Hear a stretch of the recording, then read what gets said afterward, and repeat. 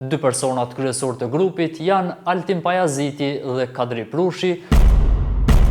Shërbimet e policisë po ashtu gjetën dhe sekuestruan 2077 fara kanabisi.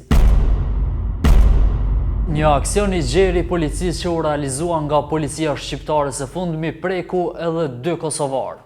Më rëndësishmja e këtij rasti është se ata kanë arritur që në mënyrë ilegale t'i futin armet e substancat narkotike në Shqipëri, duke i fshehur ato në motorat makinave të tyre. E se si ndodhi kjo dhe kush janë 2 kosovarët që fshihen prapa këtij rasti, do t'ju tregojmë në vazhdim.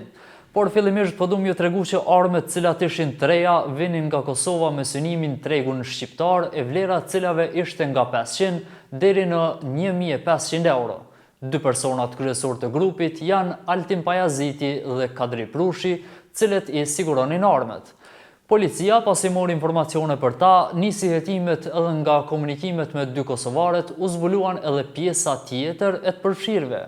Policia shqiptare, përmes një video të këtij aksioni, ka bërë ditur që operacioni policor është finalizuar me sukses. Ky operacion zyrtarisht ishte finalizuar me sukses, pra operacioni policor i koduar puzzle pas një hetimi 5 mujor me metoda proaktive.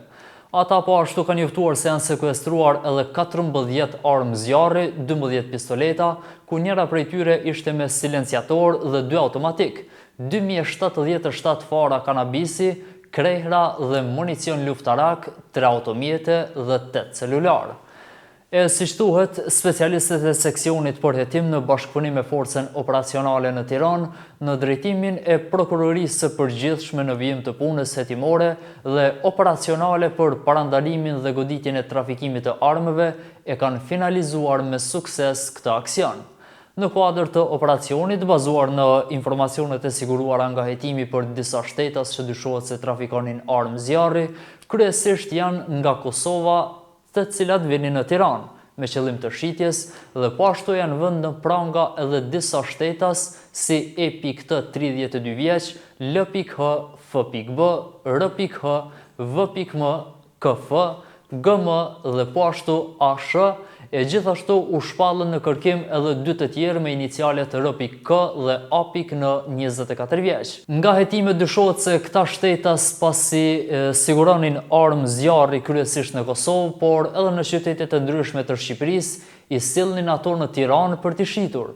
Gjatë periudhës hetimore, në kuadër të këtij procedimi, me datë 1 prill 2025, janë ndaluar shtetasit A.P dhe K.P, pasi u kapën në flagrancë me 2 armë zjarri të dyshuara të trafikuara nga Kosova me qëllim shitje në Tiranë.